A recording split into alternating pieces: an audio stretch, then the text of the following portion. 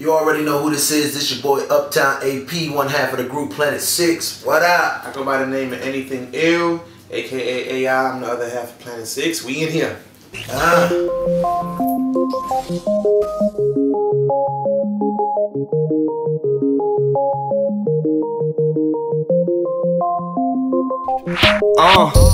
Top back, system banging.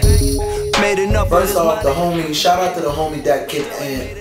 He sent in a really cool question that we decided to use. You know, he basically wanted to know how writing songs for other people has affected us as people and affected our music and where we are musically right now. That's a really good question, because I say it affected our music where we are right now more than anything else, because writing songs for Rihanna and the blessing of writing for Justin Bieber and working on all the projects that we've been able to work on, we've been in the room with the greatest artists you could think on in the world and finding out what works for them. We found that them being original and them being themselves is why they're successful, and we decided, although we may write a song for Rihanna, that don't mean we should sing a song like Rihanna. Or although we may write a song for Ayaz and Sean Kingston, that don't mean we should sing a song like that. We feel like Planet 6, we're our own thing, our own entity, our own style, and we just felt like with all the music that we're making for other people and what they enjoy to do, we felt like the void in music was the content, the melodies, the fusion of the genres that we do right now. The subject matter. So the reggae, the hip hop, everything that we write for other people, we kind of fused it into Planet 6 more from a hip hop standpoint, as you know, if you want to call it. But and not only that, you know, we always said like we came up listening to as far as hip hop groups. We came up, you know, listening to Outkast and the Fugees and Run DMC and Tribe Called Quest, and you know, so you hear all those influences in our music, Public Enemy, and like, you know, like Uptown said, with all the different stuff that we write for other people and watching them be original, it just tells us, like, you know, you gotta be original in whatever you do. And though we may write these songs for these people, our music sound like our music. Our music doesn't sound like the music we write for those people, because then if we did that, then we wouldn't be being original. Some people might think that because we wrote it, but we wrote it in our mind knowing that I'm writing this song for Rihanna. I'm writing this song for Justin Bieber. That's why it sounds like a Justin Bieber song, or it sounds like a Rihanna song. When you hear a Planet 6 song, it sounds like a Planet 6 song. Exactly. You know what I'm saying? So, I hope we answered your question. You know what I'm saying? I plan to ride this motherfucker till the wheels broke. Thought I was selling crack while listening back like that shit came out real dope.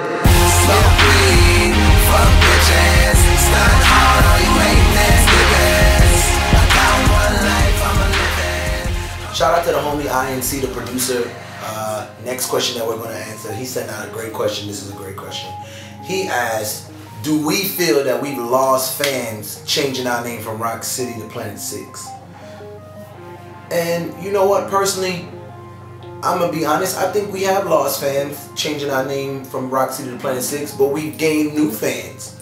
New people are interested in what we have to say, and I feel like, you know, a true fan is not going to leave you because you change your name. It's, yo, you like the music or you don't like the music, and I feel like musically we're in a better place than we've ever been. So if you've been a fan, the name shouldn't matter.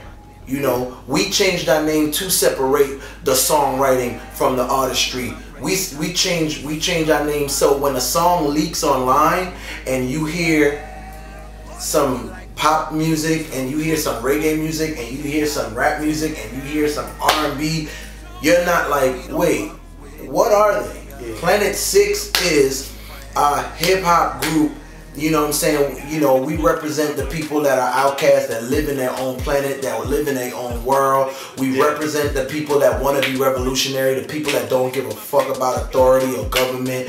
We represent the people that love good quality music, and I don't want to call it a message, because I don't think we have no message. I mean, if you want to say we got a message, that's fine, because everybody got a message, you know what I'm saying? 2 Chainz is going to rap about the strip club and making money and shit like that, and sweating out weaves, and we gonna rap about what we rap about. You know, T.I. rap about being the king.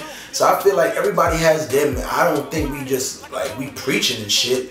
We just talking about the shit we know about. I mean, I don't know about raining in the strip club. So, but I do know, coming from the Virgin Islands and a corrupted government, that fuck the police and fuck the government has always been something that we stood for. So that's what we represent. And I'll say this too, like,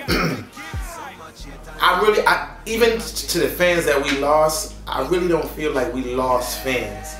And the reason I feel that way is because the fans that we lost, that probably feel like, I like the music they was making better when they was Rock City.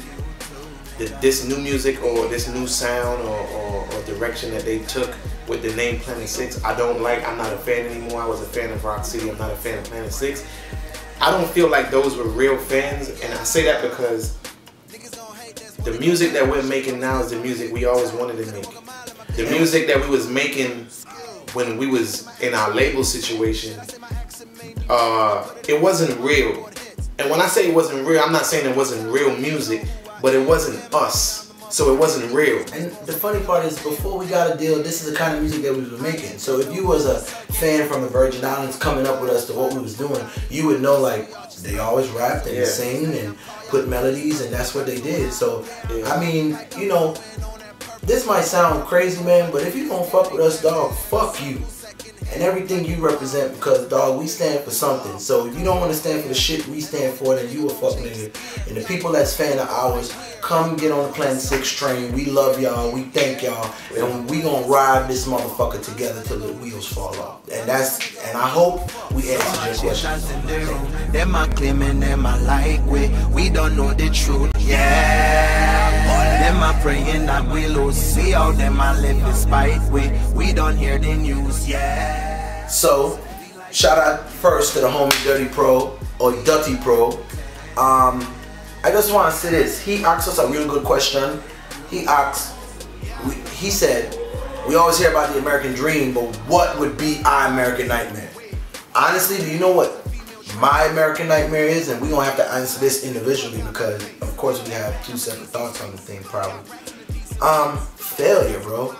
The American nightmare and failure in what I would consider failure. You know, not being able to take care of my family, not being able to make sure my mom is straight. You know what I'm saying? Just to be able to do right by the people that love me, the people that rock with us. First of all, there's a lot of people behind what we do to make it move. Yeah. You know, and I don't want to make it seem like I'm shouting people out, but just simple people like our cameraman Jamal, our engineer Prince, T.O., another cameraman that does some editing sometimes.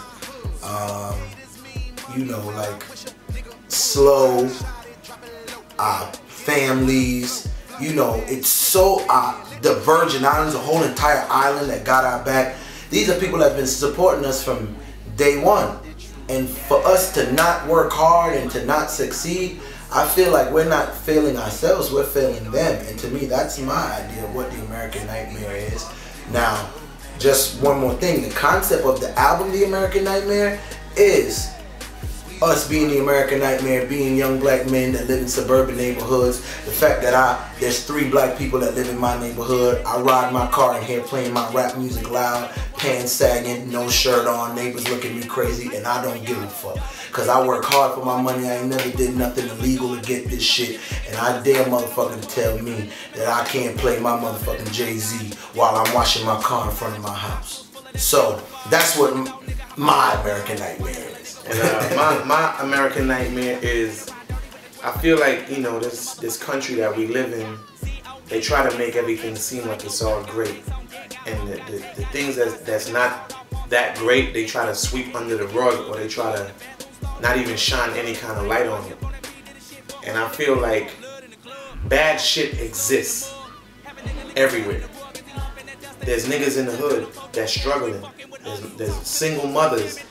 There's, you know what I'm saying, there's homeless people, there's people on crack, people on welfare, niggas that gotta work 2 and 3 and 4 or 5 jobs, and niggas that gotta sell dope, and there's niggas out here robbing and killing, and you know, that exists in America, as well as outside of America.